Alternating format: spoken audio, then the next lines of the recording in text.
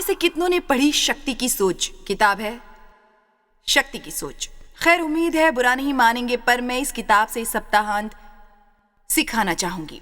और भले ही आपने ये किताब पढ़ी हो, पर मैं गारंटी देती हूँ कि किताब में नहीं वैसी बातें बताना चाहूंगी और आपको इससे कुछ अलग ही मिलेगा।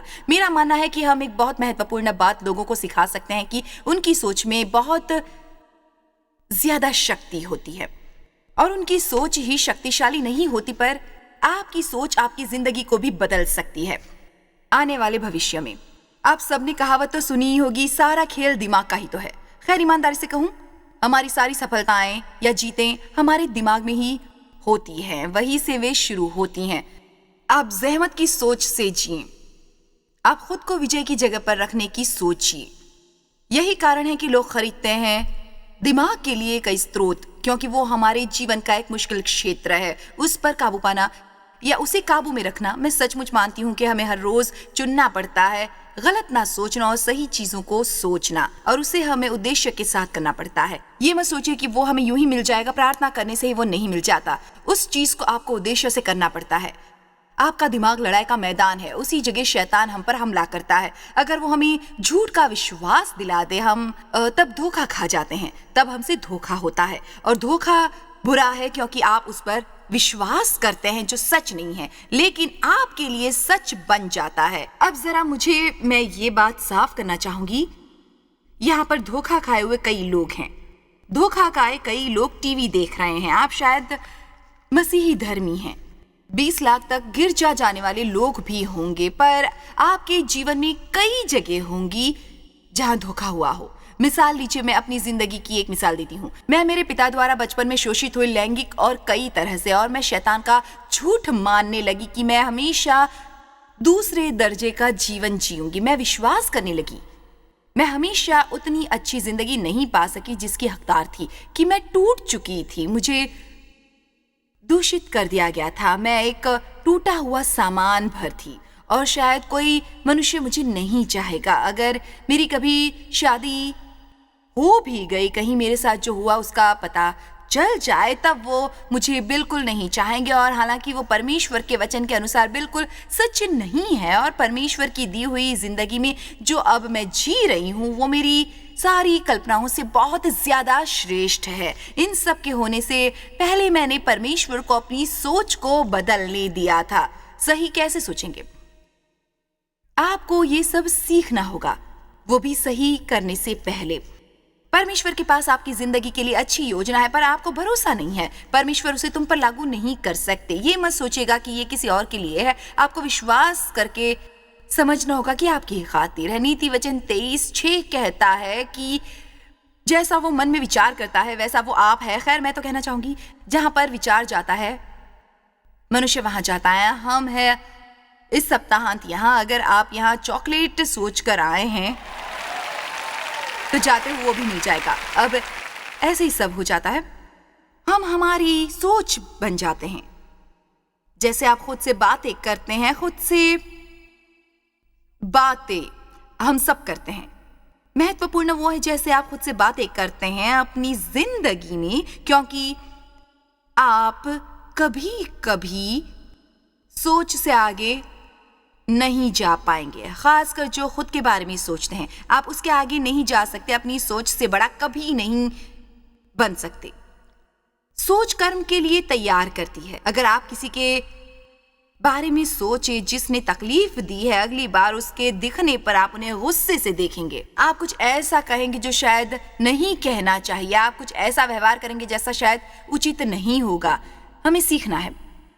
मैं नहीं चाहूंगी कि आप इसे छोड़ें, इस किताब को। ये महत्वपूर्ण किताब है जो देखा जाए इस हालात में आपको काफ़ी मदद कर सकती है। आप कहेंगे, खैर मैं उसे क्यों खरीदूं? अगर आप उसे प्रचार कर रही हैं तो मैं उसे ऐसे ही सुन सकता हूं। ये सोचना कि एक बार पढ़कर ही उसे आप समझ जाएंगे, ये गलत बात है। हम खुद को विशेष मानते हैं और अपने दिमाग को प्रशिक्षित करने में बार बार लगातार मेहनत करनी पड़ती है, या पवित्र पुस्तक के अनुसार अपने दिमाग को नया करने में। आज सुबह मैंने कुछ दिलचस्प पढ़ाया। मैं दूसरी किताब पढ़ रही थी। उसने कहा हमारे कर्म का 90% हमारी अवचेतना से होता है। आदतन हो जाया करता है और एक बार कुछ अवचेतना में बैठ जाए तो उसे बाहर निकाल नहीं सकते, बहुत मुश्किल होता है, पर उसका प्रभाव हल्का कर सकते हैं। तो ऐसा है जैसे आपके पास जहरीला स्थिर पानी का तालाब हो, जैसा कि पहले हमारे कुछ दिमाग थे, फिर परमेश्वर ने जीवन में प्रवेश कर हमारी सोच को सही दिशा में मोड़ना शुरू किया। आप में से कितने लोग कहेंगे कि मसीही हैं आप, सही हैं। आपका दिमाग गंदे पानी का स्थिर तालाब था, मतलब संदेह भरा और गलत कल्पनाएं और बुरे विचार और गुस्सा और लालच और मानते हैं अविश्वास और वही सब चीजें, तो था आपका दिमाग। पर ऐसा करें कि उस पानी में क्लोरीन डालकर काफी मात्रा में डालिए जिससे वो उतना शुद्ध हो जाए कि उसे पिया जा सके। खैर, वही हाल आपके दिमाग का है। वो विचार हमेशा आपकी अवचेतना में पड़े रहेंगे, पर आप परमेश्वर के वचनों को इतना अपने भीतर समेटिए, आप अपने दिमाग को उस हद तक नया बनाइए कि पुरानी बातें ऊपर न पहुंचे, क्योंकि आप में से वो पहले ही निकलेंगी परमेश्वर के वचनों की सच्चाई। आमीन। तो हमें उद्देश्य से सोचना सीखना होगा। अब ये मेरे जीवन की सबसे बड़ी खोजों में से एक थी, क्योंकि मैं मानती नहीं थी कि मैं अपनी सोच बना सकती थी। मैंने सोचा भी नहीं था कि मेरी सोच आई कहाँ से। मैं लगातार कई वर्षों से गिरजा में जाती रही और ये नहीं जान पाई कि शैतान ने मेरे विचार मेरे मन में डाले हैं, और ये कि अगर परमेश्वर के वचन नहीं जानती तो जब उसने मुझसे झूठ कहा तो उसे पहचान भी नहीं पाती। मेरे लिए मुश्किल होता, और इसलिए मैं तब, जानते हैं, अपनी सोच के सहारे जी रही थी। सुबह उठने पर सोचती मैं बहुत उदास हूँ, तब पूरे दिन उदास रहती। अगर जानते हैं देव से नाराज होती तो मुझे पूरा दिन नाराजगी रहती थी। मैं बस अगले 2 या 3 दिन नाराज रहती, जब तक कि समझिए कोई नया विचार आता और कोई और मिल जाता नाराज होने के लिए। ये कमाल की बात थी जब मैंने समझा कि मेरे दिमाग का सब कुछ मुझसे नहीं निकलता, वो मेरे हालात की उपज होती है। मेरे हालात की उपज नहीं थी वो मेरे गलत विचार थे। उसमें से ज्यादातर शैतान ने मेरे दिमाग में डाले थे, तो उसने मेरी आंखें खोल दी। उसके बाद मैंने पाया कि वहां क्या है उसके बारे में सोचना भी जरूरी नहीं। मैं उन गलत विचारों को नीचे दबाकर उनकी जगह सहायक विचारों को ला सकती थी। अब ये भी एक बड़ी खोज थी, पर शुरुआत में लड़ाई जबरदस्त रही, क्योंकि मुझ में ढेर सारी बुरी आदतें थीं। पवित्र पुस्तक कहती है कि आप गलत विचारों को दबा सकते हैं और परमेश्वर के वचनों से दिमाग को नया बना सकते हैं। अब आप में से कुछ इस सीख को जानते होंगे, आप में से कुछ आज नई सीख लेंगे। क्या आप अपनी सोच बना सकते हैं? आपका मतलब कि मैं सुबह उठूं जॉयस और मुझे उदास लगे, मैं सचमुच पूरे दिन तक उदासी से घिरा रहूंगा? नहीं। जब आप सुबह जाग जाएं और सोचने लगे हो आज का दिन अच्छा नहीं बीतेगा, उसकी बजाय आप कहें झूठे शैतान, तुम झूठे हो, ये दिन तो परमेश्वर का बनाया हुआ है और मैं खुश रहूंगा, पूरा दिन आनंद उठाऊंगा अपने जीवन का।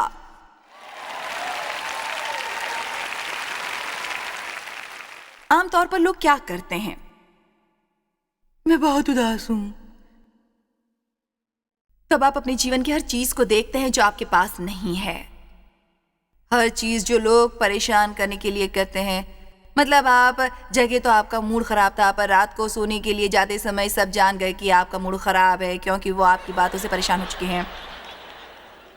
और अब ये टाला जा सकता था, ये सब अपने पास ही टल जाता अगर आपने कहा होता कि ये परमेश्वरीय विचार नहीं, मैं उसे यीशु के नाम से डुबाता हूं और आज जिससे फायदा होगा उसका विचार मैं करूंगा। मैं भुगत चुकी हूं, वैसा किया है। पहाड़ के कई चक्कर लगाए और मैं शैतान को मेरी जिंदगी का नियंत्रण करने नहीं दूंगी। अब जबकि इस रास्ते पर चल रही हूं, कई दिन होते हैं मैं बस सोचती हूँ यार लगता है ये लड़ाई पूरे दिन चलेगी और फिर लंबे समय तक आराम हो जाएगा। अब जिंदगी के इस मोड़ पर जब लड़ाई नहीं लड़नी, क्योंकि मैंने ट्रेनिंग ली है उसकी जो आपको सिखा रही हूँ, अब उनके लिए जो शायद पहली बार है, ऐसा पहली बार सुन रहे हैं, या शायद तुमने सुना पर आपको जो करना था वो नहीं कर पाए, मैं आपसे अपना काम करने की विनती करूंगी और सीखें कि शक्ति के विचार कैसे आ सकते हैं आपके दिमाग में। आपको फायदा हो ऐसे विचार किस तरह सोचे जाएं, और मैं सिखाना चाहूंगी रोज ऐसा सत्र कैसे पाएं। जब आप किसी शांत जगह पर बैठ जाएं और उद्देश्य से आप बातों को सोचें और जोर से उन्हें दोहराएं जो कि परमेश्वर के वचन उससे सहमत हैं कि आपके दिमाग को नया करने में आपकी मदद करेगा। सोच सत्र मैं भी करती थी, पर वे सब थे एकदम गलत। जी हाँ, बिल्कुल, वो सब थे गलत। मैं यहाँ इकलौती और परेशान नहीं हूँ जो कुछ करती है। यहाँ पर हर कोई मेरा फायदा उठाता है। बस मैं करती हूँ काम काम काम काम काम काम, और लगता है किसी को मेरी परवाह ही नहीं है। नहीं, देव गोल्फ खेलने को निकल जाते हैं, बच्चे भी बाहर जाकर खेलते हैं। मैं घर साफ करती हूँ, वो आकर फिर बिगाड़ देते हैं। मैं फिर से सफाई करती हूँ। मैं अपनी जिंदगी से ऊब चुकी हूँ। इससे नफरत है, उससे नफरत है। समझ रहे हैं मैं क्या कर रही हूँ? मुझे काम से नफरत है। खैर, मैं आपको बताना चाहूंगी, वहां पर कोई बेकार बैठा है जो आपके काम को जरूर पाना चाहेगा। खैर, अब सोच सत्र रखती हूं हर रोज। कोई शायद 29 साल से इस दिन को परमेश्वर ने बनाया है। मैं खुश और आनंदित रहूंगी। बताइए, आज मैं किसके लिए आशीष बनूं? प्रभु आशीष दो और मुझे आशीष बनाओ। मेरे मुंह से शब्द और मेरे मन का ध्यान परमेश्वर को स्वीकार होगा। प्रभु, मेरे मुंह पर ध्यान देना जिससे मैं अपनी जीभ से आपके प्रति पाप न कर पाऊं। आज जहां जाऊं हर जगह अनुग्रह देना। प्रभु, आज तो मैं उत्साहित हूं। ये एक उत्तम दिन बनेगा। आज मेरे जीवन में कुछ महान होने की आशा करती हूं। अब इसे जरा ध्यान से सुनिएगा। आपकी जीभ आपकी भावना से जुड़ी है। जब आप बैठकर बकवास करते हैं, आपकी सारी भावनाएं धीरे धीरे नीचे की ओर बैठने लगती हैं। आपका मूड बद से बदतर होता जाता है। पर यहाँ बैठकर परमेश्वर के वचनों से सकारात्मक बातें कहते हुए भी मैं यहाँ बातें नहीं बना रही, महसूस सही हो रहा है। मेरी भावनाएं उत्साहित हो रही हैं। आपकी जीभ आपकी भावनाओं से जुड़ी है। आप खुद की बातों से खराब चिड़चिड़े बने या उनसे परे हट सकते हैं। दुख एक पर्याय है। मैंने कहा, दुख एक पर्याय है। अब आप चाहें तो दुखी भी रह सकते हैं, पर मैंने फैसला किया है कि मैं वैसे नहीं रहना चाहता। आपके चारों तरफ लोग दुखी हों और आप फिर भी खुश रहेंगे अगर आपने खुश रहने का फैसला कर लिया होगा।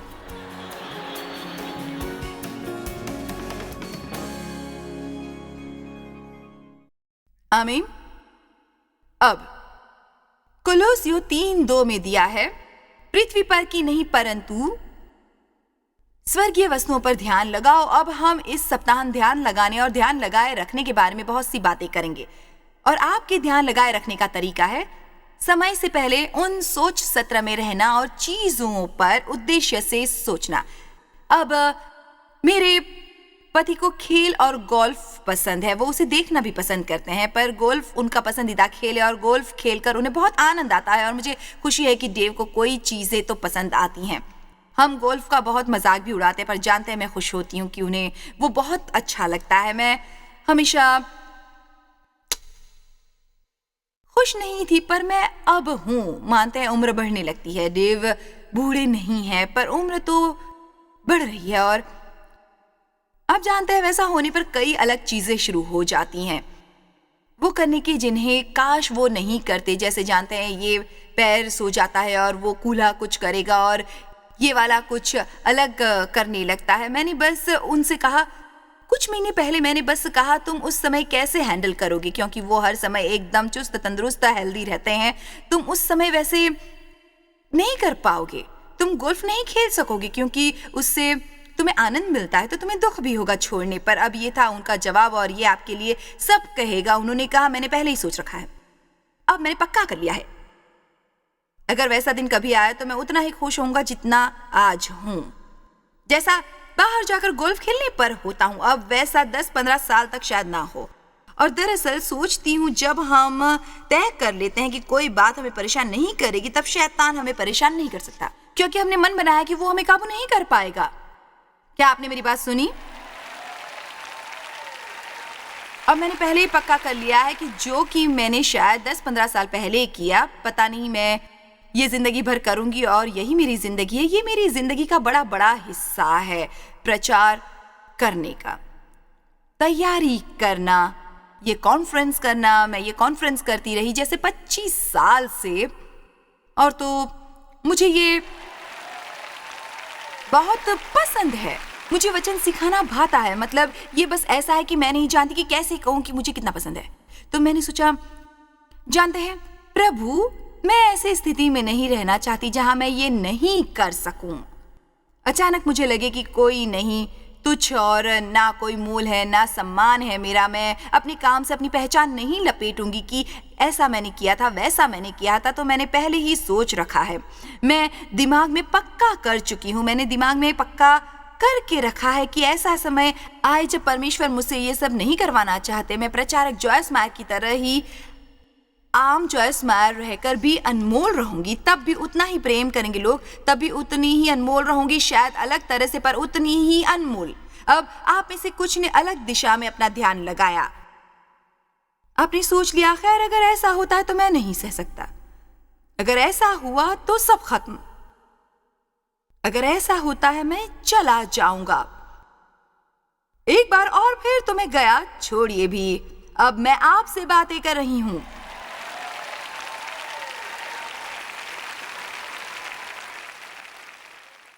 अब शैतान आपका दिमाग नहीं पढ़ सकता, पर अगर आपने अपने मुंह से कहा तो वो जैसे बस एक और बार, ठीक है, इसे भी सुनिए।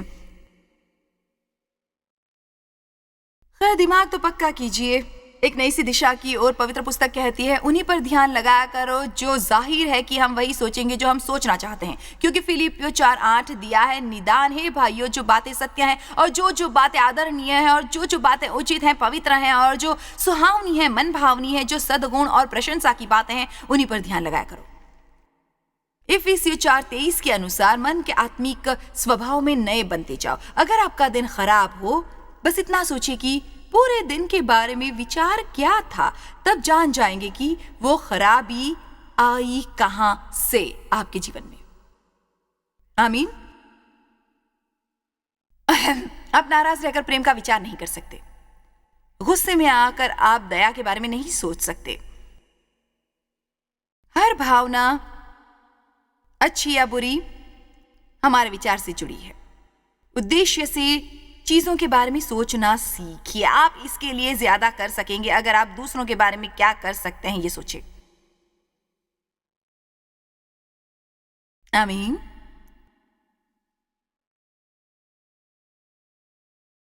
रोमियो 12 पवित्र पुस्तक का महान अध्याय। एक जगह पर वो कहते हैं कि परमेश्वर के पास आपकी जिंदगी की अच्छी योजना है, दिया है, और इस संसार के सदृश न बनो, परंतु तुम्हारी बुद्धि के नए हो जाने से तुम्हारा चाल चलन भी बदलता जाएगा, जिससे तुम परमेश्वर की भली और भावती और सिद्ध इच्छा अनुभव से मालूम करते रहो। तो परमेश्वर के पास आपकी जिंदगी की अच्छी योजना है। अगर हम उसे देखना चाहते हैं, अनुभव में परमेश्वर की प्रतिज्ञा के गीत नहीं गाना चाहती, मैं उनकी प्रतिज्ञा चाहती हूं। मेरी जिंदगी में उन्हें काम करते देखना चाहूंगी, मेरे बच्चों के जीवन में भी, और करूंगी। पर इसलिए नहीं क्योंकि मैंने सिर्फ बैठकर एक उपदेश सुना और कुछ नहीं किया। मैंने परमेश्वर के वचन को अपनाया है, निष्ठा से कई सालों तक अपने दिमाग को वचन से नया बनाया, परमेश्वर से सहमति बनाने के लिए। अगर पृथ्वी पर तुम दोनों सहमत हुए तो तुम्हारी सहमति तुम्हें अवश्य मिलेगी। अब शैतान पृथ्वी पर है, पवित्र आत्मा पृथ्वी पर है। मुझे नहीं लगता यहाँ लोगों की बात हो रही है। अगर आप शैतान से सहमत हैं तब वो उसकी मनचाही चीज तुम्हें देगा, लेकिन आप परमेश्वर के साथ सहमत हैं। अगली बार जब शैतान आपसे कहे कि तुम एकदम तुच्छ हो, तो आप कहें मैं तुमसे सहमत नहीं, मैं तुम्हें सहमति देकर शक्तिशाली नहीं बनाना चाहता, परमेश्वर से सहमत हूं। कह दीजिए, खैर शैतान से बात नहीं करना चाहता मैं। खैर क्यों नहीं, यीशु बोले, मेरे पीछे रहो शैतान। उन्होंने कहा, तब जब वीराने में शैतान उनकी परीक्षा ले रहा था 40 दिन और 40 रात तक। मैं ये कहना चाहूंगी, उनकी लोगों की सेवकाई से पहले शैतान को उसकी जगह पर रखने की जानकारी आपके पास होनी चाहिए अगर परमेश्वर के उपयोग में आना हो। परमेश्वर की प्रार्थना करने का फायदा नहीं। अगर एक बड़ा दरवाजा या मौका आपको दिखाई ना दे, उसके साथ ही वहीं विरोधी भी होंगे। आमीन। और शैतान ने उनसे कुछ तो कहा होगा। खैर, अगर तुम परमेश्वर के पुत्र हो, शैतान यीशु में तुम्हारी पहचान को ललकारता है। अगर तुम परमेश्वर के पुत्र हो तो तुम्हारे साथ इतना बुरा क्यों हो रहा है? खैर, परमेश्वर को तुमसे प्रेम है तो तुम्हारे जीवन में इतनी समस्याएं क्यों हैं? खैर, परमेश्वर को सचमुच प्रेम है तब 10 साल से तुम्हारी की हुई प्रार्थनाओं का उन्होंने जवाब क्यों नहीं दिया? सबसे बुरी बात यह होगी कि आप शैतान की बातें सोचने लगते हैं। यही गलती होती है हमसे। वो सांप की बातों से सोचने लगी, हाँ नहीं जानती, वो सब अच्छा लगता है पर मेरे पास नहीं है। परमेश्वर ने मुझे वो नहीं दिया, शायद उन्हें मेरी परवाह नहीं है। हम जानते हैं फिर आफत आई। नहीं, जब शैतान ने यीशु से झूठ कहा, पवित्र पुस्तक में जब शैतान ने यीशु से कहा, और फिर लूका 4 में देखिए यीशु ने उसे उत्तर दिया कि लिखा है, और फिर परमेश्वर ने उसके झूठ का उत्तर क्या दिया ये बताया। तो अगर आपको जीत चाहिए, आपको शैतान की बात का जवाब देना सीखना होगा। अपने दिमाग से एकदम सटीक सोचना आपको सीखना होगा। और इस सप्ताहांत यही सब चलने वाला है। और मेरा मानना है, चाहे आपके पास ये किताब हो या नहीं, भले आप उसे पढ़ें या ना पढ़ें, इससे आपको फायदा होगा, इससे आपको मदद मिलेगी। आप सभी जिनके पास नहीं है, जल्दी से इसे हासिल कर लीजिए। इससे कर्मों की योजना के बारे में भी आप जान पाएंगे, और वो भी जो मैं सिखाऊंगी। मैं 12 अलग अलग चीजों की बातें करूंगी, 12 अलग रणनीतियां, बातें जैसे मैं आपको सिखाऊंगी उद्देश्य से कैसे सोचें, बातें जिससे आप सही दिशा में ध्यान लगाएं। और मैंने किताब में सुझाया है, हर एक विषय पर पूरे हफ्ते ध्यान लगाएं, फिर अगले विषय पर चलें। पर जब आप 12 के अंत पर पहुंचें तो फिर से पहले पर पूरे हफ्ते तक इस पर ध्यान लगाएं। अगर वैसा कुछ समय तक करते रहेंगे तब वो नई सोच आपका ऐसा हिस्सा बन जाएगी जो आपकी पुरानी सोच को पतला कर देगी, और उसका असर आप पर से खत्म हो जाएगा। क्या कोई यहाँ आमीन कहेगा? ठीक है, अब कितनों के पास ये किताब है पर वो फिर से सुनना चाहेंगे? ठीक है, सुने भी तो ठीक है, मैं यही प्रचार कर रही हूं। तो आप अपने घर से इतनी दूर हैं कि अब कोई चारा नहीं। ठीक है, सबसे पहले मैं आपसे बात करना चाहूंगी। वो पहला शक्ति विचार जिस पर मैं आपको ध्यान लगाने को कहूंगी, वो आसान सा है, पर वो ऐसा है कि हम उसे नहीं करें तो हम खुद ही मुसीबत में फंस सकते हैं। और ये बहुत आसान है। मैं चाहती हूँ आप सोचना शुरू करें। मैं अपने जीवन में यीशु के जरिए कुछ भी कर सकता हूँ, जीवन की हर चीज हैंडल कर सकता हूँ, जो करना है वो सब कर सकती हूँ। पता नहीं आज के दिन क्या होने वाला है, पर जो भी होगा मैं उसे यीशु के जरिए हैंडल कर सकती हूँ। विरुद्ध, पता नहीं मैं वो कर पाऊंगा कि नहीं। मैं नहीं जानता, अगर ऐसा हुआ तो मैं कैसे कर पाऊंगा। मैं आफत में फंस जाऊंगा। मुझे नहीं लगता मैं उसे सह पाऊंगा। मैं ताकत से सब कर लूंगा। इस वचन को देखिए, मुझ में सबके लिए शक्ति है क्योंकि यीशु मुझे ताकत देते हैं। मैं हर चीज के लिए तैयार और सबके बराबर हूं। आपको ये जरूर पसंद आया होगा, है ना? उसके जरिए मुझ में भीतरी शक्ति मिलती है। मैं स्वयं पर्याप्त हूं यीशु की पर्याप्तता में। मुझे पसंद आया। मैं किसी के भी बराबर हूं, किसी के लिए भी तैयार हूं। मेरे लिए कुछ अधिक नहीं, क्योंकि प्रभु मेरे भीतर है। मैं विजेता से बढ़कर हूं। जानते, मेरे हिसाब से इसका मतलब है, जब पवित्र पुस्तक कहती है हम यीशु के जरिए विजेताओं से बढ़कर है, मैं मानती हूं कि ये इसका मतलब है। क्योंकि वर्षों पहले मैंने कहा, ठीक है प्रभु, इसका असली मतलब क्या है?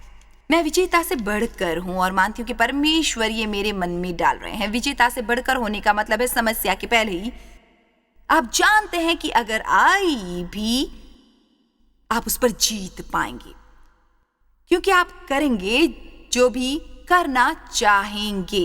जीवन में यीशु के जरिए जो शक्ति देते हैं, परमेश्वर हम पर शक्ति से अधिक मुसीबत नहीं देते जो सहन नहीं हो सके। वो हमारे जीवन में जरूरत से कुछ भी ज्यादा आने नहीं देते।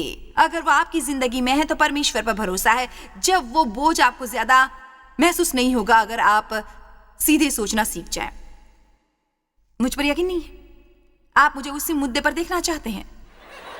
देखिए, आप में से कुछ जानते हैं आप ऐसा व्यवहार क्यों कर रहे हैं, क्योंकि कुछ तो वर्षों से ये मानना चाहते हैं, मैं अब नहीं सह सकता, मुझ में अब और सहन शक्ति नहीं है, नहीं झेलूंगा, मैं ये नहीं कर पाऊंगा। मैं ये कह रही हूं कि कुछ है जिसे परमेश्वर आपकी जिंदगी में छोड़े हुए हैं, या किसी कारण से वो उसे हरा नहीं रहे और आप उस हालत में ही बदल नहीं रहे हैं।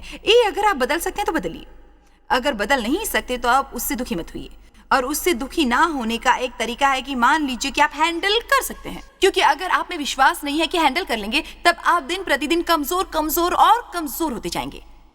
पवित्र पुस्तक कहती है, ये मेरा आइडिया नहीं है, कहती है मैं यीशु जो शक्ति देते हैं उनके जरिए कुछ भी कर सकता हूं, हर चीज के लिए तैयार हूं, मैं हर चीज के बराबर हूं।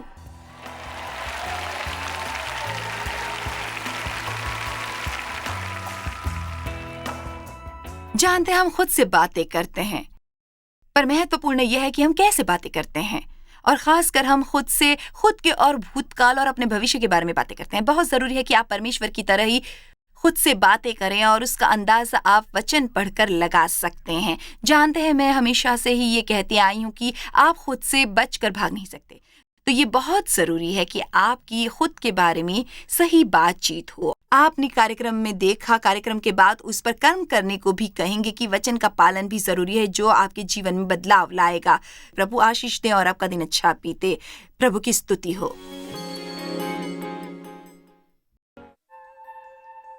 जॉय स्मायर मिनिस्ट्रीज में आप हमारे लिए कितने अहम हैं, इसका आपको अंदाजा नहीं। हम आपके आभारी हैं और हम धन्यवाद करते हैं अपने सब मित्रों और सहयोगियों का कि उन्होंने इस विश्वव्यापी सेवकाई को संभव बनाया। मिलकर हम भूखों को खिला रहे हैं, गरीबों को पहना रहे हैं और कई देशों में सुसमाचार पहुंचा रहे हैं। कृपया हमसे संपर्क करें या विजिट करें jmmindia.org पर। आज ही अपनी प्रार्थना के अनुरोध बताने के लिए, हमारे साधनों के बारे में और जानकारी और जॉयस की सभाओं का शेड्यूल जानने के लिए, और हमारे सहयोगी बन जाएं दुनिया भर में मसीह का प्रेम बांटने के लिए। ये कार्यक्रम जॉय स्मायर मिनिस्ट्री के मित्रों और पार्टनर्स द्वारा प्रायोजित है।